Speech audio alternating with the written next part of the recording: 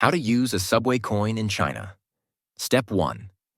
Find the ticket machine. Look for the tickets sign, Zidong Shou Piao. 2. Switch to English. Press the English button. 3. Select route. Pick your line number, then your destination. 4. Pay. Use Alipay, WeChat Pay, or cash. 5. Collect coin. Take your blue token and keep it safe. 6. Board the train. Wait and get on when it arrives. 7. Exit. At your station, insert the token in the exit gate slot and walk out. It's easy ride, enjoy your trip.